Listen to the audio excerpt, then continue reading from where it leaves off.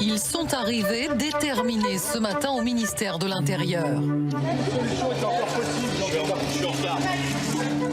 Je rappelle tout simplement que depuis 1958, aucun gouvernement n'a interdit une manifestation à l'appel de confédération syndicale. Et cela ne sera toujours pas le cas demain. Revirement ou apaisement, un compromis a finalement été trouvé. Les syndicats et les organisations de jeunesse ont obtenu le droit de manifester à Paris. Mais ce sera sur un parcours plus sécurisé, plus court, proposé par Bernard Cazeneuve. Une boucle d'1,6 km qui partira et reviendra place de la Bastille. Qu'importe, les syndicats peuvent revendiquer une petite victoire face à l'exécutif. Sur le fond, cependant, rien n'est réglé. Le bras de fer sur la loi travail continue. Le président Hollande n'a d'autre issue pour sortir de cette impasse que de réunir les organisations syndicales et de jeunesse très rapidement. Une impasse, une crise qui dure depuis 5 mois. Sur fond de violence en marge des manifestations. De 49.3 à l'Assemblée. La responsabilité de mon gouvernement. De grève et de blocage. Il y a des points de désaccord entre la CGT et le gouvernement. Ils sont pas nouveaux, il n'y a pas de scoop par rapport à cela. Entre la fermeté de Manuel Valls et la combativité du patron de la CGT qui joue son leadership, personne n'a intérêt à reculer. Qui va céder le premier? Comment sortir de la crise sans perdre la face? Bonsoir à tous les trois. Christophe Rameau, bonsoir. Vous êtes économiste, chercheur au Centre d'économie de la Sorbonne, un des économistes atterrés, on les connaît bien. Et vous considérez que le gouvernement devrait tirer enfin les leçons de l'échec, arrêter de s'obstiner. Le plus sage serait de suspendre la loi travail pour remettre tout le monde autour de la table. À côté de vous, autour de la table, Stéphanie Matedi, bonsoir, directrice des études à l'Institut supérieur du travail. Selon vous, si le gouvernement retirait la fameuse loi travail, il serait politiquement foutu. Nous voilà bien. Raymond Soubi, un sage, expert, paraît-il, expert en gestion des ressources humaines et des politiques sociales. Vous êtes président des sociétés de conseil Alixio et Tadeo et vous considérez, Raymond Soubi, que le mouvement est entré dans une phase déclinante, mais même quand le conflit sera terminé, il laissera indubitablement des traces. Il y a pas mal de questions de nos amis téléspectateurs. Oui, et j'ai choisi cette question-là. Depuis le début de la loi travail et en parlant tout de suite du 49.3, ce gouvernement n'est-il pas dans la provocation? Stéphanie Matedi, on se rappelle qu'en février, quand Myriam El Khomri a annoncé l'avant-projet de loi, elle a immédiatement dit qu'elle n'hésiterait pas à sortir le 49.3. Est-ce que c'était une bonne manière de lancer le débat? Il n'y avait pas déjà un peu de provocation? Non, de toute façon, sur cette loi, il n'y a pas eu énormément de débats, en tout cas de prise en compte de la volonté des partenaires sociaux de se mettre à la table et parler un petit peu dialogue social. Donc, sortir l'arme du 49.3, c'était de prévenir que c'était une réforme sociale engagée, forte, qu'il fallait faire. Et donc, passer par le 49.3 en prévenant, c'était une façon de court-circuiter un petit peu, en quelque sorte, les partenaires sociaux. Un chiffre. Pour qu'on comprenne un petit peu ce qui se joue entre les hommes. Voilà, peut-être l'enjeu politique de ce débat, avec le chiffre 13, moins 13 points, c'est la chute de Manuel Valls dans un baromètre de crédibilité présidentielle. C'est-à-dire qu'on demande aux Français, est-ce que tel et tel responsable politique ferait un bon président de la République en 2017? Et il n'y a plus que 20% des Français qui répondent oui, ce qui fait donc 13 points en moins depuis le début de l'année. Est-ce que vous croyez, Raymond Soubi, que Manuel Valls paye une forme d'obstination sur ce dossier? Oui, sûrement. Ce qui est très frappant, c'est que les premiers sondages, dès que le projet de loi a été connu, ont été négatifs à l'égard du contenu du projet de loi. Et ils continuent à l'être aujourd'hui. Ce qui veut dire soit que les mesures étaient jugées mauvaises par les salariés, soit qu'elles étaient mal expliquées. Bon. Et pour dire la vérité, ce projet, le Premier ministre en a fait son projet. C'est lui qui est moteur, omniprésent sur ce dossier. Donc, on ne peut pas dire que le parcours soit un parcours éblouissant, puisqu'au fond, il ne reste que des bouts du projet initial, et je ne sais pas d'ailleurs dans quel état il va vraiment terminer en juillet. Il y a eu des manifestations de rue, il y a eu des concessions faites dans des entreprises publiques. Bref, ce n'est pas un parcours éblouissant. Et les Français le font payer au Premier ministre. Ils confondent fermeté et fermeture? Non, mais la forme donne avoir un contenu. Sur la posture martiale de Manuel Valls, cette apparence, ça donne à voir une essence, si je puis me permettre, qui est une essence particulièrement brutale. C'est-à-dire, parce que, au-delà du projet lui-même, qui organise en fait, qui organise la guerre de tous contre tous, y compris des entreprises elles-mêmes c'est-à-dire les entreprises vont être en mesure, certaines entreprises vont être en mesure de surexploiter leurs salariés, non seulement donc au détriment de leurs salariés, mais y compris au détriment d'autres entreprises. Donc c'est pour ça d'ailleurs qu'un certain nombre, y compris l'Union professionnelle artisanale, s'oppose à l'article 2 de ce projet de loi. Donc on est vraiment dans une logique régressive. On est dans l'idée que là, c'est vraiment c'est le dogmatisme. C'est-à-dire que voilà, c'est la forme martiale de Manuel Valls renvoie à son dogmatisme ultralibéral. C'est ça qu'il faut bien se mettre en tête. Alors, dernier point. Dans l'histoire, on ne parle pas de l'essentiel. Et c'est ça, je pense, que reprochent les Français. D'où la chute. Mais l'essentiel. De quoi la France, de quoi les entreprises ont-elles besoin aujourd'hui? Nous avons besoin aujourd'hui d'un véritable... De confiance, tout à fait.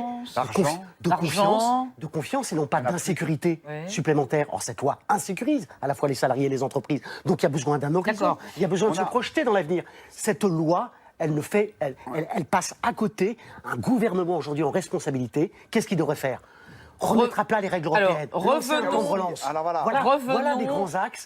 Et bien entendu, on n'en parle pas. Le gouvernement et les syndicats. Toute la politique macroéconomique de la France. Stéphanie Matelier, il y a peut-être une autre raison aussi pour laquelle Manuel Valls ne veut pas céder, c'est qu'il a emmené avec lui dans cette histoire la CFDT et qu'il ne peut pas lâcher en race campagne Laurent Berger, parce que sinon il va se retrouver peut-être là, à la fois avec la CGT contre lui et la CFDT aussi. Et oui, là, on est d'accord. La seule porte de sortie, c'est l'échange et la concertation. À mon avis, il n'y en aura pas d'autre. Comment on peut faire? On va le faire éventuellement lors des débats parlementaires, où on va essayer, effectivement, peut-être de diminuer encore un petit peu le projet de loi. Il n'y a plus beaucoup de temps, là, parce qu'elle va être votée début juillet, cette loi. Oui, alors, soit effectivement, il dégaine le 49.3, et auquel cas, l'affaire se termine, mais ça risque de se crisper, parce qu'on a vraiment une faiblesse du politique, et à mon avis, on est parti pour quelques années, ça ne va pas s'arrêter là. On rentre dans une crise dure du politique, et donc accessoirement du dialogue social également avec les syndicats.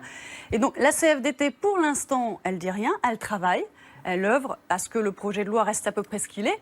La CGT, elle travaille aussi, elle travaille à faire des amendements. Il faut éviter le 49.3, il faut qu'il y ait des amendements, il faut que l'ensemble des organisations syndicales, qu'elles soient contestataires ou qu'elles soient réformistes, soient entendues sur ce projet, et ça prouvera qu'il y a une réouverture du dialogue social. Juste une réflexion, Raymond Soubi, sur la recomposition peut-être du paysage syndical. Vous êtes étonné par la position de la CGC? Je pense que la position de la CGC est tout à fait intéressante à observer, parce qu'elle a changé de position en même temps qu'elle a changé de président. Elle était pour, elle est devenue contre la loi travail. Elle est devenue contre, et son nouveau président tient un langage qui, sur l'Europe, le protectionnisme, la politique économique, au fond, n'est pas très éloigné de langage que mon voisin tient. Atterré. Ce qui est un paradoxe par rapport, s'il me permet de le dire, par rapport au passé. Donc il y a un changement de la CFDT, ce qui veut dire concrètement que la CFDT aujourd'hui est isolée. Parce qu'on connaît les positions de CGT et de FO. La CGC a évolué comme elle a évolué. Il faut savoir que chez l'UNSA, qui est l'organisation sœur traditionnelle de la CFDT, il y a beaucoup d'éléments de l'UNSA qui sont contre l'accord d'entreprise, ce qui est quand même la base du texte de Manuel Valls. Et même, je vais dire une chose horrible, à l'intérieur de la CFDT, il y a un certain nombre de responsables locaux ou de fédérations qui n'approuvent pas la négociation d'entreprise. Bien sûr, comme à la CGT. Parce que d'abord la tradition, c'est la loi et c'est la branche, donc ils sont contre la négociation, qui est quand même l'alpha et l'oméga de la loi. Alors, oui, je vais vous donner la parole, mais d'abord, Nadia, parlons du cas précis des intermittents. Avec les intermittents du spectacle, le dialogue social se passe plutôt bien. C'est-à-dire que le gouvernement ne lâche rien sur la loi travail, mais il lâche à peu près tout sur les intermittents qui manifestent depuis quelques semaines. Ils ont investi des salles de spectacle. Ils se sont rendus devant le domicile de Myriam El Khomri, qui n'a pas vraiment apprécié, au siège du MEDEF. Et là, on n'a pas du tout entendu les mêmes choses. Personne ne les a traités de terroristes ou d'irresponsables. L'heure était à la négociation et au dialogue. Et puis la saison des festivals approche également. Manuel Valls, en personne, a donc promis de sanctuariser le régime et même de financer rehausser l'allocation journalière minimale. Et puis il s'est également fondu d'une vibrante lettre d'amour aux intermittents et aux acteurs de la culture dans le journal Libération. C'était vraiment la danse des 7 voiles, ce courrier-là. Et cette différence de traitement et de ton, ça rappelle une phrase de François Chérec quand il était secrétaire général de la CFDT, qui est citée par Marianne. La caissière de supermarché est une intermittente du travail. Il y aurait d'un côté les artistes, la noblesse, et de l'autre côté la France d'en bas. Stéphanie Matelier, est-ce qu'il y a effectivement un 2 poids 2 mesures? Pendant qu'effectivement il y a un bloc clairement qui est opposé à la loi travail, il faut quand même avancer. Et comment on essaye d'avancer et on réduit le nombre de jours, enfin en tout cas on tente de réduire le nombre de jours d'appel à manifestation, eh ben on va dans certains bastions les plus difficiles et on distribue des cadeaux, effectivement. Alors, vous n'allez pas aimer, hein, il y a peut-être le côté cadeau, éventuellement, cadeau au patronat, cadeau... C'est surtout, à mon avis, le contribuable, peut-être qu'il n'aime pas les cadeaux aux cheminots. Voilà. Ça, c'est un autre sujet. Les cadeaux aux cheminots, cadeaux aux intermittents. Ceci dit, les intermittents, c'est difficile si tous les intermittents, à l'époque des festivals, et c'est surtout la partie calendrier qui fait qu'il faut absolument les calmer, comme depuis le début. Le calendrier permet finalement... et des appels à manifestation, et en même temps, on sent bien que là, l'été arrive, et puis donc là, on lâche, là, on veut lâcher. Et oui, il faut. C'est même pas on peut, c'est quasiment la sortie envisagée et on ne peut pas faire autrement. Oui. Christophe Rameau-Bou. Oui. Alors oui, non, mais, il y a une étude qui vient de paraître aujourd'hui de l'Agence nationale de sécurité sanitaire sur les risques de maladies, cancer, diabète. Ah, pour les gens qui travaillent la nuit. Pour les gens qui travaillent la nuit, ça représente 3 500 000 personnes, 15% des salariés. Là, on est dans le concret. C'est pris en compte, ça? La loi travail assouplit les conditions de recours au travail de nuit, notamment en assouplissant considérablement les conditions de visite médicale. Sur la base du volontariat quand même, non? Non, en assouplissant les conditions de visite médicale, qui normalement ont lieu tous les 6 mois et qui là seront assouplies. On est dans le concret ici. C'est-à-dire que sincèrement, qui peut dire que c'est en facilitant le travail des nuits, qui a déjà considérablement augmenté ces dernières années, qu'on va créer des emplois en France? Qui peut dire que c'est en faisant perdre un smicard qui fait 20 heures d'heures supplémentaires, il faut être très concret, 20 heures d'heures supplémentaires dans le mois. Si on passe de 25% à 10% de rémunération de ces heures supplémentaires, il va perdre 250 € par an. C'est beaucoup pour lui. Qui peut dire que c'est grâce à ça qu'on va créer des emplois? On est vraiment dans une loi qui du point de vue de l'emploi ne va rien créer, qui insécurise et qui passe, j'insiste sur ce point, qui passe à côté de l'essentiel. Et apparemment, Raymond Soubry, il y a une majorité de Français qui pensent ça, vous l'avez rappelé au début, 60% des gens qui sont contre cette loi. Et pourtant, cette réforme, elle a eu lieu dans les autres pays d'Europe où, globalement, on va dire pour faire court, les lois sociales ont été assouplies. Oui. Pourquoi est-ce qu'en France... En Allemagne, oui. En Allemagne, il n'y a pas de forfait jour. En Allemagne, il n'y a pas de forfait jour, par exemple. En Espagne ou en Allemagne, il n'y a pas de forfait jour. Les cadres... Non, en Allemagne, il n'y a pas de forfait jour. On va laisser parler les cadres travaillent le même temps que le monde. Pour terminer sur l'Allemagne, dans la réforme Schröder, le point qui a porté le plus sur l'emploi, c'est la création de mini-jobs. Tout à fait. Bon, et donc l'Allemagne a pris des mesures tout à fait considérables, et on l'a vu, les contrats 0 heure au Royaume-Uni. Est-ce qu'il y a eu autant de blocages dans ces pays quand ça a été fait, ces réformes? Je pense qu'il y a eu... D'abord en Allemagne, ça ne s'est pas fait facilement. Le chancelier Schröder a dû discuter, rediscuter. Il n'y a pas eu d'accord, mais il y a eu des discussions avec des organisations syndicales qui ont été difficiles. Donc, c'est jamais simple de réformer. J'ajoute qu'en France, nous avons une particularité locale. C'est que quand on nous interroge avant une réforme sur les principes qui seront contenus dans celle-ci, la majorité des Français sont pour. La réforme n'est jamais assez importante, ne va jamais aussi loin, est trop timide. Assez loin. Assez loin, assez loin. Bon. Et lorsque la réforme paraît, les gens commencent à se dire, mais voyons, est-ce que je suis un peu concerné? Bon. Si je suis un peu concerné, on devient contre la réforme. Donc, tout ça pour dire que c'est très difficile de réformer en France. Et que s'agissant de la loi El Khomri, pour dire la vérité, c'est un minimum de réforme. Et dans l'état dans lequel est aujourd'hui la loi El Khomri, c'est le minimum du minimum. Et je ne dis alors, on ne va pas revenir sur la loi El Khomri au mois de juillet. On ne va pas revenir sur le fond et les arcanes de la loi. Moi, je voudrais entendre Bernard Thibault. Je voudrais qu'on revienne à la CGT. Il y a le contenu de la loi et puis il y a le côté politique, et même purement politique du bras de fer entre la CGT et le gouvernement, puisque le prédécesseur de Philippe Martinez à la tête du syndicat, Bernard Thibault, lui avait clairement appelé en 2012 à voter François Hollande pour faire battre Nicolas Sarkozy. Souvenez-vous, c'était le 1er mai 2012. Est-ce que vous voterez pour François Hollande? Oui. Vous le dites carrément, oui.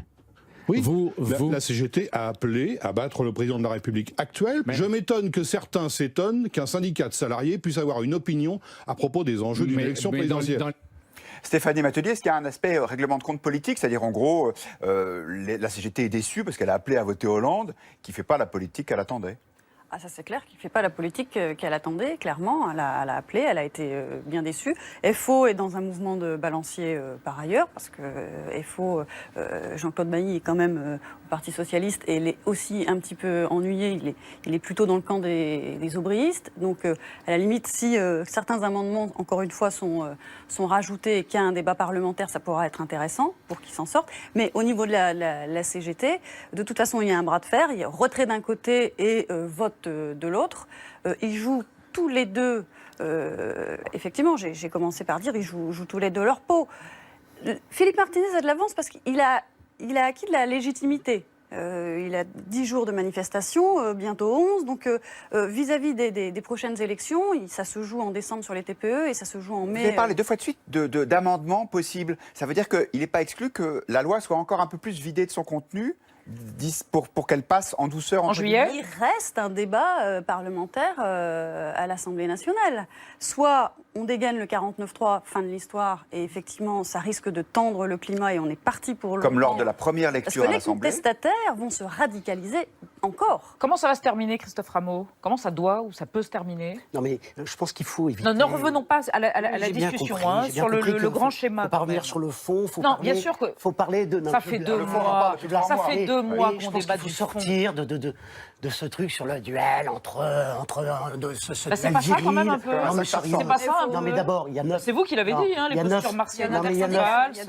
Il y a 9 syndicats. Il y a 11 syndicats même qui... Oui, mais enfin, il y en a un qui est le fer de lance. Non, mais non, c'est faire injure aux militants de Force ouvrière, de Solidaire, de l'UNEF. Non, pas faire injure. Non, mais tout le monde est dans la rue. Se met en avant de lui-même. Peu importe. Il y a d'un côté... Qu'est-ce qu'il faudrait faire? Il faudrait retirer l'article 2, ça suffirait par exemple. La position de la CGC, c'est du bon sens. Cette loi aujourd'hui, elle divise le pays, elle divise les salariés, elle ne mobilise pas les entreprises dans le bon sens. Sur le fond, le rôle d'une entreprise, ce n'est pas de produire du droit. On sera bien d'accord au moins là-dessus, monsieur. Alors ça, c'est sur le fond. C'est pas de produire du droit. Le rôle d'une entreprise, c'est de produire. Alors il y a des positions, Raymond Soubi, qui sont celles... Et donc, pour en sortir, à l'évidence, le courage politique, c'est de dire, ben voilà, on a essayé quelque chose, on s'est trompé, on suspend. D'accord, on suspend, on retient. On ouvre, y compris un vaste plan. Ça serait beau. Les Français attendent cela. On remet tout à plat autour d'un nouveau pacte productif. Raymond Soubi, vous donneriez le même conseil au pour faire gouvernement face aux besoins sociaux. Vous l'avez conseillé Nicolas Sarkozy, si François Hollande je donnerais exactement le conseil inverse. Parce que ce qui est proposé aimablement là au gouvernement, c'est un suicide. Parce qu'après des mois d'affirmation, d'engagement, d'affirmation de responsabilité, retirer le projet, c'est une capitulation. Il faut continuer à s'entêter. C'est une capitulation en rase campagne. Là, soyons clairs, le mouvement est en train de s'essouffler. Les entreprises qui l'alimentaient, il n'y a plus de conflit. Les manifestations, il va y avoir de moins en moins de monde. Et sur le fond du texte, il y a un amendement aujourd'hui qui est à l'Assemblée, dit amendement Sirug, du nom du rapporteur, qui aboutit, je ne vais pas faire de technique, à donner aux branches le pouvoir de donner un accord consultatif. Préalablement, à l'accord d'entreprise. Tous ceux qui travaillent dans les entreprises savent que si il y a ceci qui est fait au niveau de la branche, il n'y a plus d'accord d'entreprise. Et donc, si on fait cette concession, et la tentation est de faire cette concession demandée par la majorité du groupe socialiste, il ne restera plus rien. Vous êtes entendu, du projet de loi Raymond El Soubi. Khomri. Alors... Ils sont arrivés déterminés ce matin au ministère de l'Intérieur. Je rappelle tout simplement que depuis 1958, aucun gouvernement n'a interdit une manifestation à l'appel de confédération syndicale. Et cela ne sera toujours pas le cas demain. Revirement ou apaisement, un compromis a finalement été trouvé.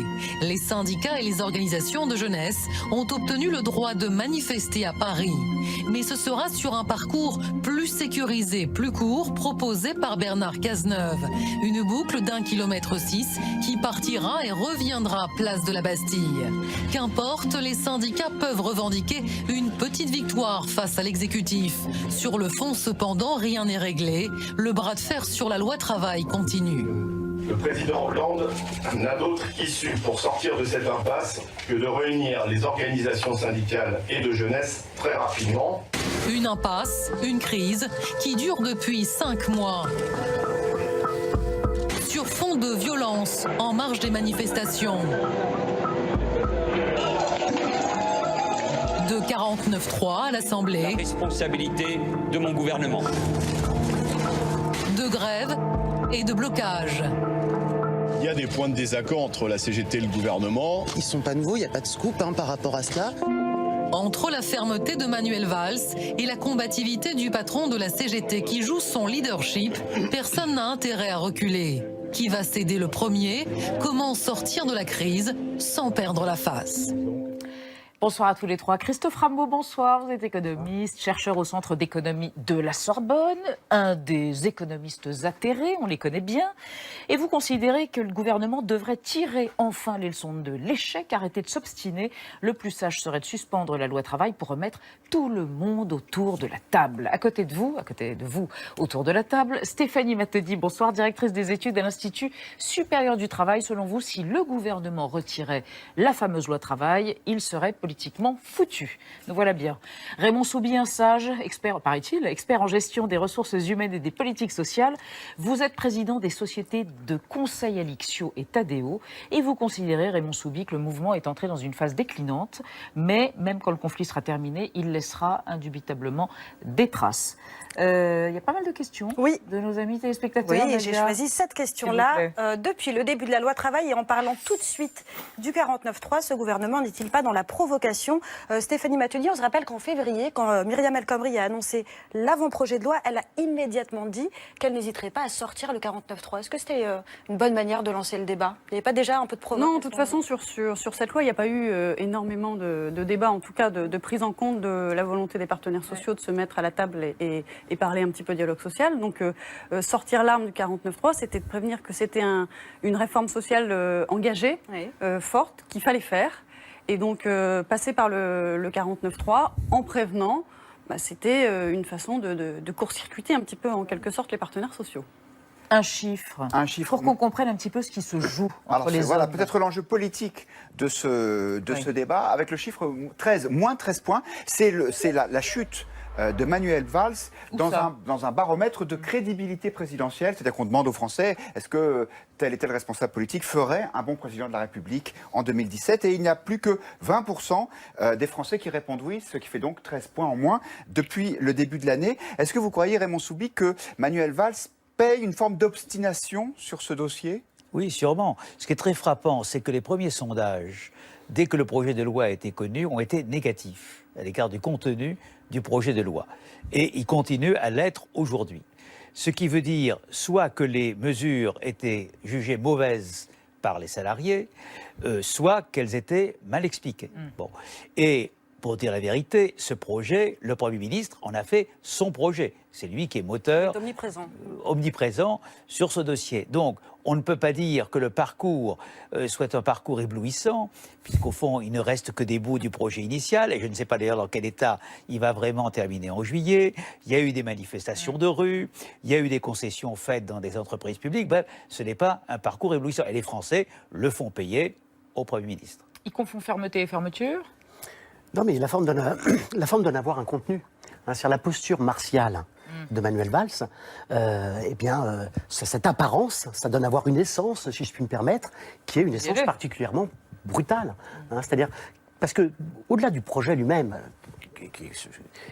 qui organise en fait, qui organise la guerre de tous contre tous, y compris des entreprises elles-mêmes c'est-à-dire les entreprises vont être en mesure, certaines entreprises vont être en mesure de surexploiter leurs salariés, non seulement donc au détriment de leurs salariés, mais y compris au détriment d'autres entreprises. Donc c'est pour ça d'ailleurs qu'un certain nombre, y compris l'Union professionnelle artisanale, s'oppose à l'article 2 de ce projet de loi. Donc on est vraiment dans une logique régressive.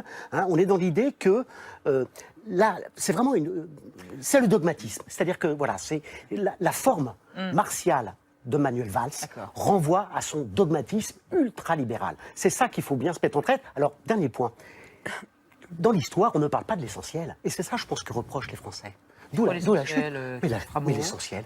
De quoi la France, de quoi les entreprises ont-elles besoin aujourd'hui? Nous avons besoin aujourd'hui d'un véritable... De confiance, tout à fait.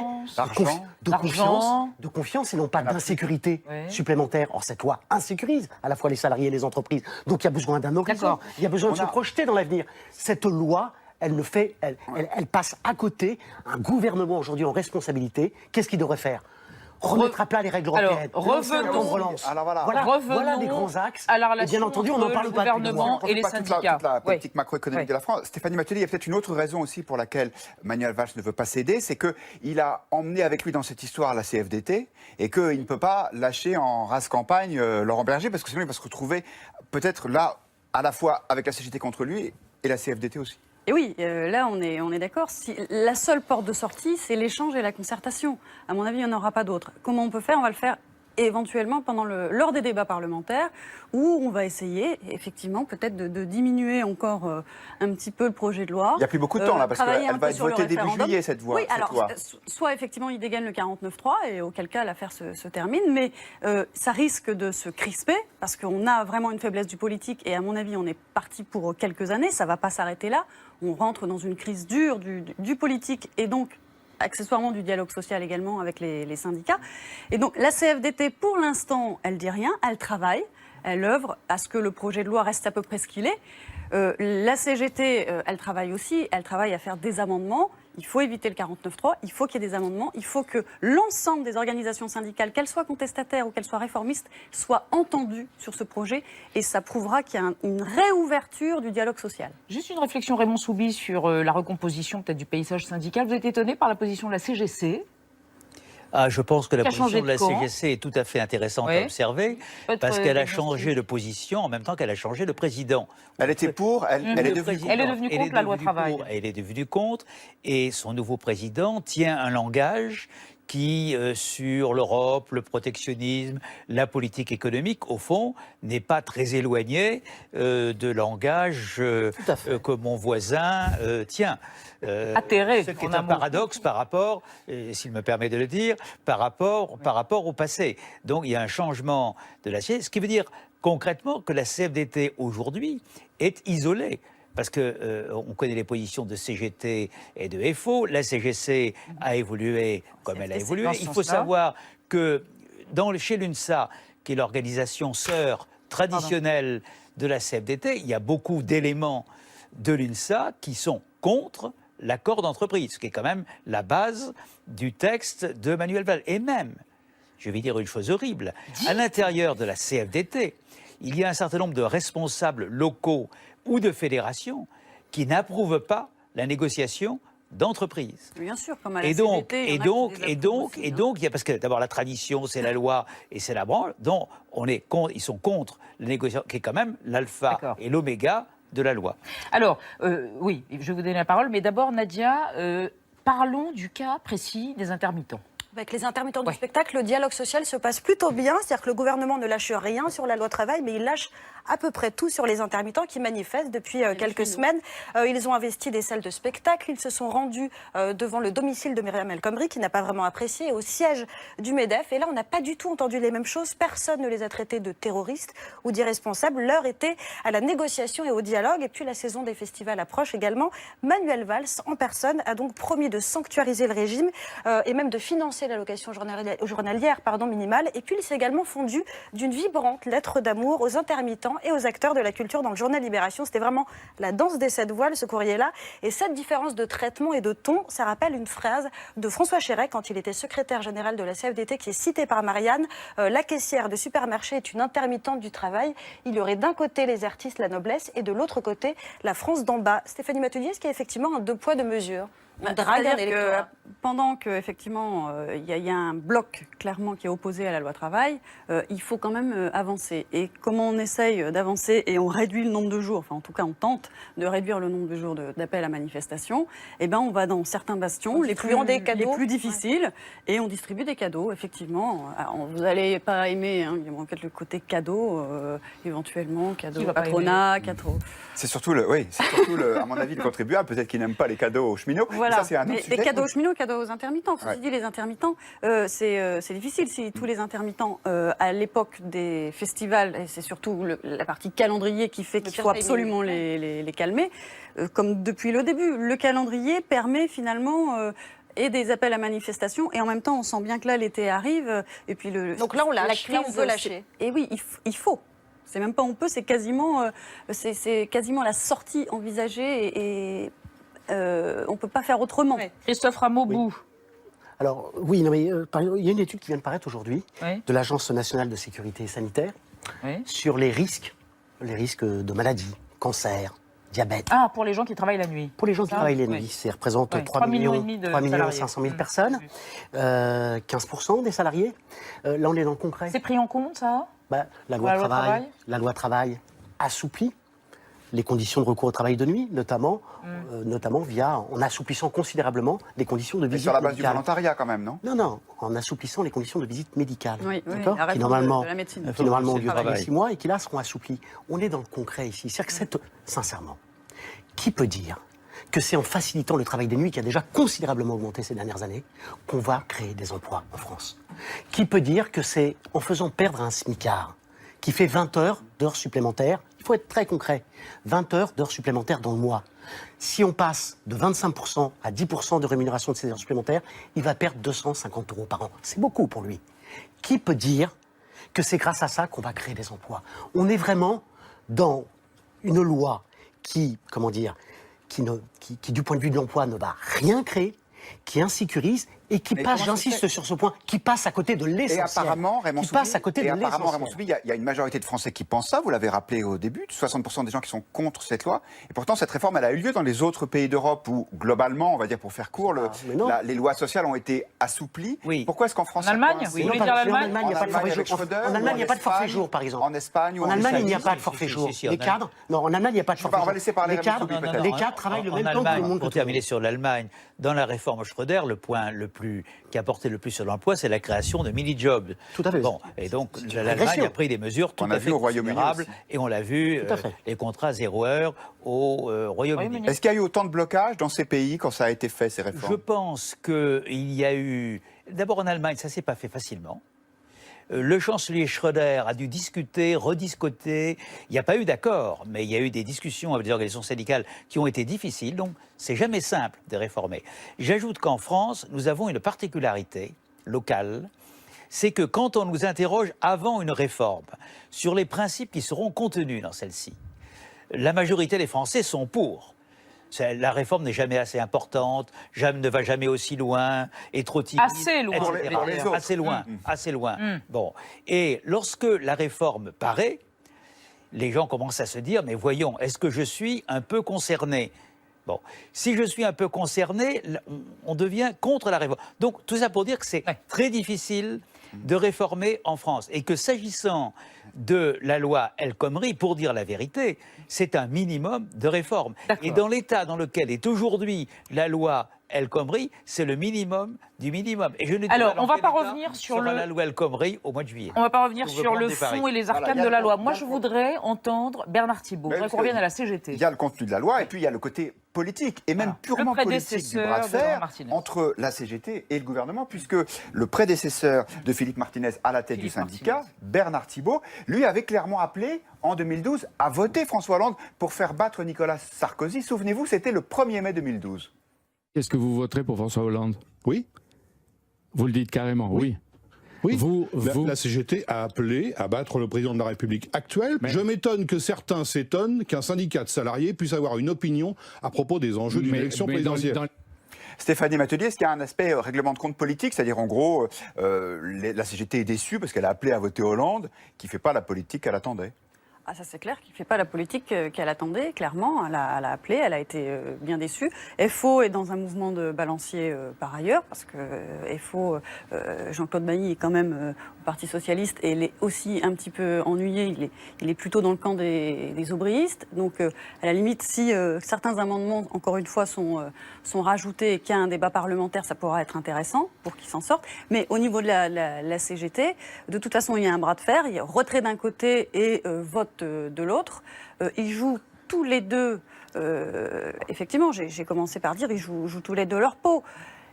Philippe Martinez a de l'avance parce qu'il a acquis de la légitimité. Il a 10 jours de manifestation, bientôt 11. Donc, vis-à-vis des prochaines élections, ça se joue en décembre sur les TPE et ça se joue en mai. Vous avez parlé 2 fois de suite d'amendements possibles. Ça veut dire qu'il n'est pas exclu que la loi soit encore un peu plus vidée de son contenu pour qu'elle passe en douceur. En juillet, il reste un débat parlementaire à l'Assemblée nationale. Soit on dégaine le 49.3, fin de l'histoire, et effectivement, ça risque de tendre le climat et on est parti pour le... Comme lors de la première lecture à l'Assemblée. Parce que les contestataires vont se radicaliser encore. Comment ça va se terminer, Christophe Rameau? Comment ça doit ou ça peut se terminer? Non, mais je pense qu'il faut éviter... Non, ne revenons pas à la discussion sur le grand schéma. Il ne faut pas revenir sur le fond. Non, bien sûr que... faut parler de... Ça fait 2 mois. Ça fait 2 mois qu'on débat du fond. Sortir de ce truc sur le duel entre ce c'est pas ça quand même un peu. Non, mais c'est pas ça un peu. Non, mais d'abord, il y a 9... C'est vous qui l'avez dit, hein, les postures martiennes. Il y a 9 syndicats. Il y a 9 syndicats. Il y a 11 syndicats même qui... Oui, mais enfin, il y en a un qui est le fer de lance. Non, mais non, c'est faire injure aux militants de Force ouvrière, de Solidaire, de l'UNEF. Non, pas faire injure. Non, mais tout le monde est dans la rue. Se met en avant de lui-même. Parce qu'il y a 2 blocs. Il y a d'un côté des organisations... Il faudrait retirer l'article 2, ça suffirait par la position de la CGC, c'est du bon sens. Non. Cette loi aujourd'hui, elle divise le pays, elle divise les salariés, elle ne mobilise pas les entreprises dans le bon sens. Sur le fond, le rôle d'une entreprise, ce n'est pas de produire du droit. On sera bien d'accord au moins là-dessus, monsieur. Alors ça, c'est sur le fond. C'est pas de produire de droit. Le rôle d'une entreprise, c'est de produire. Alors il y a des positions, Raymond Soumy, qui sont celles... Et donc, pour en sortir, à l'évidence, le courage politique, c'est de dire, ben voilà, on a essayé quelque chose, on s'est trompé, on suspend. D'accord, on suspend, on retient. On ouvre y compris un vaste plan, ça serait beau. Les Français attendent cela. On remet tout à plat autour d'un nouveau pacte productif. Raymond Soumy, vous donneriez le même conseil au pour faire face aux gouvernement? besoins sociaux. Vous l'avez conseillé Nicolas Sarkozy, si François Hollande vous demande votre avis? Le conseil inverse. Parce que ce qui est proposé aimablement là au gouvernement, c'est un suicide. Parce qu'après des mois d'affirmation, d'engagement, d'affirmation de responsabilité, retirer le projet, c'est une capitulation. Il faut continuer à s'entêter. C'est une capitulation en rase campagne. Là, soyons clairs, le mouvement est en train de s'essouffler. Les entreprises qui l'alimentaient, il n'y a plus de conflit. Les manifestations, il va y avoir de moins en moins de monde. Et sur le fond du texte, il y a un amendement aujourd'hui qui est à l'Assemblée, dit amendement Sirug, du nom du rapporteur, qui aboutit, je ne vais pas faire le technique, à donner aux branches le pouvoir de donner un accord consultatif. Préalablement, à l'accord d'entreprise. Tous ceux qui travaillent dans les entreprises savent que si il y a ceci qui est fait au niveau de la branche, il n'y a plus d'accord d'entreprise. Et donc, si on fait cette concession, et la tentation est de faire cette concession demandée par la majorité du groupe socialiste, il ne restera plus rien. Vous êtes entendu, du projet de loi Raymond El Soumy. Khomri.